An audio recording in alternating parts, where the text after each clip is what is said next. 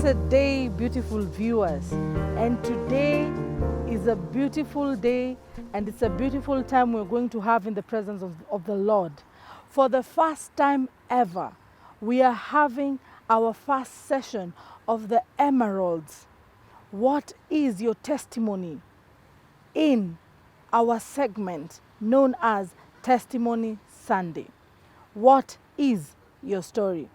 Today we are having the founder of Emeralds, a woman I have known more than 20 years, a woman who wears many hats, a mentor, a mother, a counselor, a pastor. Her story is one that you have never heard before, a story of resilience, patience, and truly the depth of God, a worship leader that has trained many in the industry. And so now, help me welcome Pastor Claris Okeyo. Welcome, Pastor Claris Okeyo. Please introduce yourself. Okay, my name is Pastor Claris Okeyo.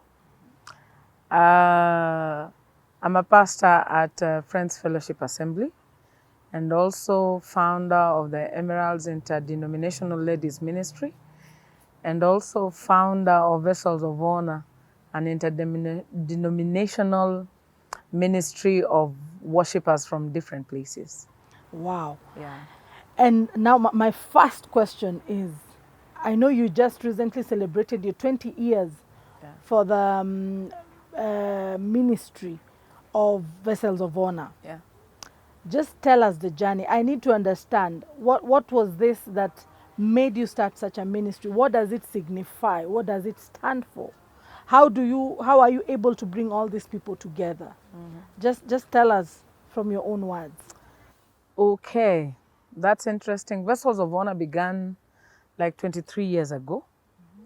This 2020 we will be celebrating our 23 years in October. And Vessels of Honor was birthed out of a burden, out of some responsibility I was given by my spiritual authority then, by the name of Dr. Churchill Omondi. I began ministry when I was fairly young, in the early 90s. So when I became part of his ministry, he would see the gifting of God in me, and therefore I grew to the point of being worship leader. And for him, he appointed different people amongst the ministry team. And he told us, he gave us zones. So I was given the Buruburu, Jericho, Umoja zone. And he gave us the name Vessels of Honor. There are those that were called the Royal Priesthood. There's another one that was called a different name for the different zones just around Nairobi. And he said there was supposed to be home fellowships. But he said, I'd want you to listen to God. And I think that was the greatest blessing. I'd want you to listen to God, and what God directs you to do, I'd want you to do that. And it was not pegged like it is a ministry within the ministry. He just wanted whatever it is that we are learning from the ministry, and according to the different graces we have, that we pour it into others. And therefore, at a young age, I began Vessels of Honor. Apparently, by then, it was just after Form 4. So I was doing some kibarua. And after the kibarua, I would come to Church of God, where I have grown up, Church of God Buruburu. And we had a prayer room and a choir room. So the prayer room became my best friend. Every evening, for about 2 years, I used to go there, sing, open with a word of prayer, sing, and close with a word of prayer, and go back home. And I think over time, I remember there's one of the founding members is called Analo, together with a wife. And they came and they said, I think we usually hear you here, and we have heard this consistently. Would like to be a part. And Analo himself was a very good singer. By then, I think he was a teacher to a certain choir or something. And we began, and after that, it continued. The young people in church became a part of it. The young people in Church of God became a part of it. And interestingly, it has grown over the years. For me, I concentrated on worship because that is where my gifting was, or that is where my gifting is. And I would look around from where I have grown personally. There was not so much emphasis given to worship and the worship ministry in general. So I felt like there was a need to just raise God an army of worshipers, so to say. And there are many places I would go and I would see the kind of worship and I would just get that burden. And fast forward for many years, we'd go there. I would still go back to the ministry where I have grown. Vessels of Honor was not really a part of it as such, but it was birthed out of that. And I think I really respect and honor that. We're in a very good relationship with Dr. Churchill to date. He's one of the people that we listen to their counsel. And over the years in school, I had friends that we did worship with. So for me, it was not like a new thing as per se, but it was just continuing of what I used to do.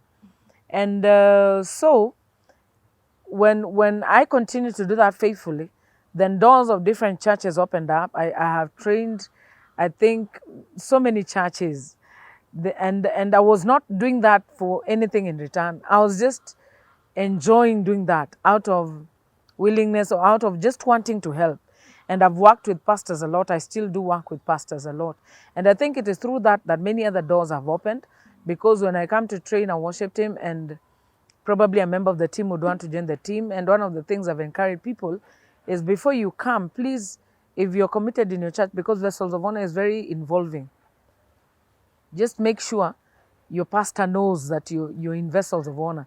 It's not something that they will just see you in some concert and think, Allah, so this guy joined this team. No, because I really honor the pastoral. Yeah. Okay, so again, let me take you back a little bit. So what you're saying is you started going into this room alone as a member of Vessels of Honor. Yes. You started alone. Yes. And you would pray alone and do a song. Yes. And close prayer. Yeah. And yeah, that is grace from God. Okay, now let me ask. In terms of the interdenominational, Yeah. it being a Vessels of Honor interdenominational. Yeah. So how would you, apart from going to these ministries and training these teams and getting people out of it, how else were you recruiting members, or how else were you connecting with people who needed to be there? And I know it is worship per se, but what qualified someone to be part of Vessels of Honor? If I didn't know how to sing and I felt like I needed a home where I can have fellow youths, Yeah. am I still qualified to be part of Vessels of Honor? Yes, I would say yes. It is interesting how Vessels of Honor grew. The bulk of the members became the members of of Church of God, the worship team, because with them we would do practice together and blah. And then some were from the End Time Revival Ministry, the ministry I used to serve then under Dr. Churchill Omondi. And so we would gather together. And apparently we used to meet daily. Wow. We used to meet daily then for a few hours to just, and we were very young, immediately after school. So I had many young people coming on board. And I would say they were not only singers, because I've had people in the team that when I went to train their teams, and the one specific one I know she's watching, she's called Faith. And Faith was one of the ladies that used to cook tea for me when I went to their church to train their worship team. And it was just very interesting because she was not part of the team. And I remember one time when I was going home, and she followed me and asked me that, let me ask, is it possible I become a part of your team? Sorry? It's okay. Is it possible I become a part of your team? And I think that really humbled me, because I was thinking, yeah, why not? And I have seen her grow from where she was to today. She's a principal, she has her own school. Wow. And coming from a very humble place. And don't mind my crying. It's okay. And I have seen many lives change like that. I've seen many lives apart from just music and worship, I've seen people that were hopeless being changed and being made into people that can be reckoned with in society. And I think for me that is just enough. That fulfills my heart. So, so what I'm getting from you is this is a place where broken people could go and get healing Yeah. in whatever area. So you really did not, it did not, it was not pegged on you being a worshiper. No. It was more of you wanting to know more of God and just wanting to be at a place for peace. So what would you say is the vision? It's been 23 years. Yeah. You have healed many lives. So what is the vision? Tell us the vision of Vessels of Honor. Okay. First, I would say Vessels of Honor is one of the places that I have avoided intentionally to take people through. I call it auditions, because they're. I always tell people, as long as you're willing. Why? Because I know at times we have locked people out where they would have been helped, because there is much more in God than what we are doing. Worship becomes one of the ways we express our love to God. But then we have people within the team that are not singers per se, but they are in the behind the scenes. We have the marketers, we have people in the media ministry, and our vision, the vision that God put in my heart, is to raise anyone that is willing, and as they are being raised, they come as they are, they are being raised and being restored to what God intended them to be. And when their time comes, there are people that have gone through Vessels of Honor. Today they are pastors, they are apostles, some of them are people in the marketplaces, and they're influencing wherever they are. And I think that's one of my greatest joys, that it is not just holding people to be able to just meet and sing and every other time. It has grown me as a person. It is not growing the others also, but as I walk with people, I have grown. I have grown in my spiritual walk with God. I have grown in patience. I have grown in prayer, because some of the issues that I've had to deal with, both with males and females, has grown me as a person. Yeah. So our vision is just to raise whoever that is willing. And some of them came not knowing that they can sing, but after some time and after training, they actually realized, Allah, I can actually sing. Some of them have grown into worship leaders, and I really bless God. So my vision is to raise whoever is willing, restore them from whichever place they think they have fallen, or from whichever place they have come from, being despised and blah, and releasing them when time comes for them to go and fulfill that which that God has done in their lives. And there are those that have been with the team for quite a long time. Yeah. Wow, that's powerful. Now, another thing I want you to talk about. I know you hold 2 concerts under Vessels of Honor every year. Yeah. So just tell us a little bit about how that came about, the impact it has done. And I know you're saying you're a worshiper. So I know you have a lot of worship experiences and testimonies. So maybe you can give us like a worship experience during a worship testimony during a worship experience. Okay. Yeah. The testimonies are quite a number, but I remember one particular one. We in the past, when the ministry was growing, we used to have like worship experiences every other time. So we limited them to 2. Number 1, because of the financial involvement. Number 2, because of the spiritual involvement. Because we don't want just to do them because it can be done or we can sing, but we'd want it to have impact.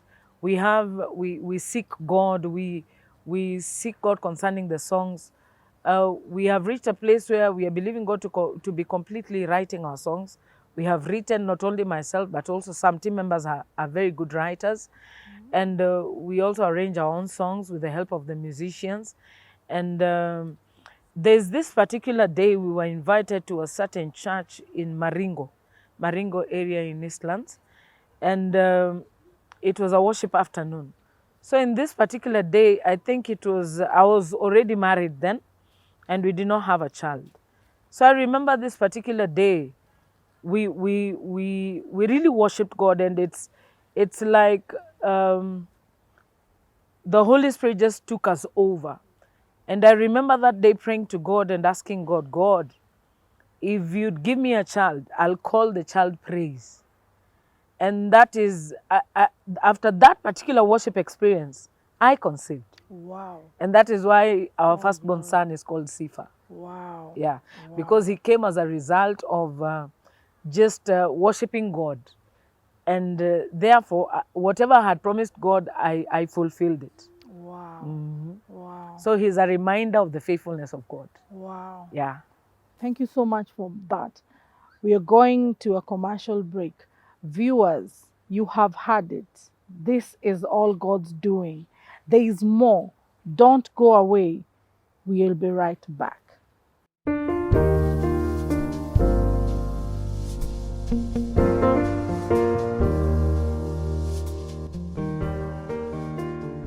Welcome back, viewers.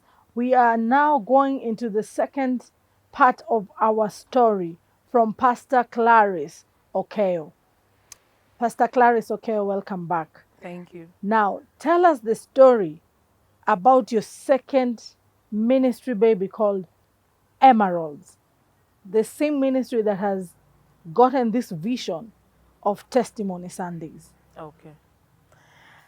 Emeralds. Emeralds was birthed many years ago, but I kept on struggling with God, asking God, will I really be able to speak to women? And God, you know the way you can run away from God like Jonah, but I always say that he's the winner even when he's alone. And God caught up with me some 3 years back when we began church. I used to do it from Kitambo, but at some point I had a break. But by then it had no name as such. So the name Emeralds came when, together with a few friends, we were praying, and I was asking God to give me a name. And the name Emeralds came, which means a precious stone. It's actually green in color, and green means new beginnings. Prophetically, that is. And being one that loves symbolism, so to say, I embraced the name. And then next I began asking God, so what exactly would you want me to do? And that is how the word engage, empower, and transform came. Engaging meaning that when we have these sessions, because we usually have one meeting every month, it has been happening for the past 3 years. And when we meet together as women, I like the saying we are of the same species, meaning that it doesn't matter if you're plump or you're slim, you're light or you're dark skinned, from whichever nation, we are of the same species because we are all females. And we are able to help each other because we go through similar challenges. Our experiences might not be the same, but they are similar. But the lessons we learn, everyone has their own journeys in life. So I just wanted to get together the ladies and have them engage with each other, let them know what each other does, and empower. The empowerment part, we usually have people coming in to give in their testimonies of their walk with God, what they have been able to overcome as women, the challenges they have gone through, and how God has been glorified through their challenges. And with that, people's lives have been transformed. People's lives have been restored. The transformation happens through the restoration that I'm seeing. I mean, I get loads and loads of testimonies, which probably with time we will begin to post them in this particular space so that we are able to know that this God is real. Wow. Yeah. That's so powerful. So right now, having this audience, what would you tell young ladies? What would you tell young men who would either want to be part of Emeralds or Vessels of Honor, and even just basically wanting to understand how do they move with God, how do they come out of where they are and just to seek God. Yeah. What would be your advice to them? My advice would be number one, if you have a spiritual authority, if you're going through a challenge or you're going through something, please let them know. And Emeralds and Vessels of Honor is open. Actually, we have men that are part of Emeralds that are in the support ministry. Most of the things that they help us see things differently, because women, we are highly emotional and men are logical. So they help us through decisions, they help us through uh, probably structuring some things that we need to have in place. And whoever is out there and would want to be a part of this ministries is welcome. There's a number on your screen for counseling. If you need to talk to someone, if either male or female, because I'm married, my husband is a pastor, and he's been quite helpful. He has helped me walk this journey, literally. Therefore, whoever that needs help, help is available, because at times I've had people from different places, and it's not that pastors are not doing their work. It's only that, I don't know, but there's some sort of I don't know how to call it, but I like saying counseling is not going to school, but it's actually a spirit, because there are people that have come for counseling thinking they have a problem, but their problem has been more spiritual than physical. So it has helped me work with people to help them identify, because some of them are bloodline issues, some of them are issues that relate to their person, that there are things that them as individuals need to change. It's not the people who are the problem, it is them. And therefore, whoever that would need help, our numbers are available on the screen. You can just reach out and we'll be able to help you. Yeah. Okay. Another question before we're about to close. Yeah. You said you're married. I just want you to speak about the marriage life balance with being a pioneer of Emeralds. It takes a lot of time because it's still a baby 3 years. Then you have Vessels of Honor, which is 23 years, and you're still a senior pioneer of the same. And being a pastor at FFA, and being a husband, and being a coach, and a mentor. So just tell us, how do you come to, how are you able to balance all this? And the other question is, what would you advise, especially believers, the brethren, when it comes the importance of mentorship? Number one, I would say my family, my husband and children have been my greatest support. And of course, Vessels of Honor, by the time I was meeting up with my husband, I was already in ministry. So he was very supportive, very, very supportive. I think, I would say, not even think, I would say he's one of the greatest blessings God gave me. And he's been very supportive throughout. He's pushed me to do things I wouldn't have done if given opportunity. He stretched me to believe God for more. He would want to see everything that God intended for me. Number two, we sit under a lot of counselors. We talk to a lot of pastors. As a couple and as an individual, I have more mature people than I am that I can go and listen to and talk to and cry to. And that has really strengthened and helped me walk through the journey of ministry.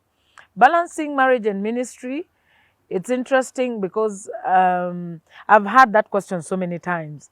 And I would say it's the grace of God, because I don't find myself struggling. I am probably, I'm able to adjust, and I would say that's my grace. Please don't try that at home. If it's not yours, please don't try, because I do my stuff around with so much ease. I don't find myself struggling to be a mother and a wife and a minister at the same time. But I also believe, again, I come back to the support system that I have at home, and also just learning your place as a woman. Your place, not that your place is in the kitchen, but just understand how to be able to fit in every shoe that God has privileged you to be. There are people that are not mothers. There are people that are not pastors. and they're able to balance whichever thing that they're doing. If you're a career woman, please make sure you just balance between your career and your home, because don't make one suffer because of the other. And we have a very good relationship with my husband. We are very good friends. You'll rarely find us apart, not because we like keeping each other's tabs, but we just love each other's company, whether at home or in ministry, and that has helped us a lot. Yeah. Mentorship. Where's the place of mentorship for believers? I believe it's very key, because whatever it is that you'd want to do, whatever it is that you're going through, someone else went through it. Someone else. And I'm hoping that is what Testimony Sunday will be able to provide for the audience, just to mentor them from a distance, that you hear stories of people that have been where you are. They have been there, they've been able to overcome, they've come out victorious, they're still standing in God, and that should be able to make you know, Allah, so I can also make it. And I believe that is every believer, even the most accomplished of bishops and pastors, I believe they have people that they go to and they listen to. And our greatest mentor is God Himself. And the Holy Spirit, who was given to us as a counselor, as our friend in this life. He will always give us the instruction on the way that we should go. And He can never be wrong. Wow. Yeah. Wow. Yeah. So, viewers, you have heard it from the pastor herself. Now I'm going to do something she was not expecting, but I believe anyone knowing her, I cannot close this interview without her singing for us. So, Pastor Claris, just, it's a new day for Emeralds. I know you've written a powerful song, New Day, New Dawn. Just bless us with it. Okay. Okay. It's a new day. It's a new dawn. Yeah. It's a new day. It's a new dawn. Oh, the old is gone. The new has come. Oh, the old is gone. The new has come. If you just sing with me, it's a new day. It's a new dawn. It's a new day. It's a new day. It's a new dawn. Hey, the old is gone. The new has come. The old is gone. The old is gone. The new has come. Okay. Hallelujah. Amen. Viewers, that was the end of our interview today. And like she has said, it's a new day, it's a new dawn. Amen. May you be blessed in Amen. Jesus' mighty name. Amen. Bye-bye.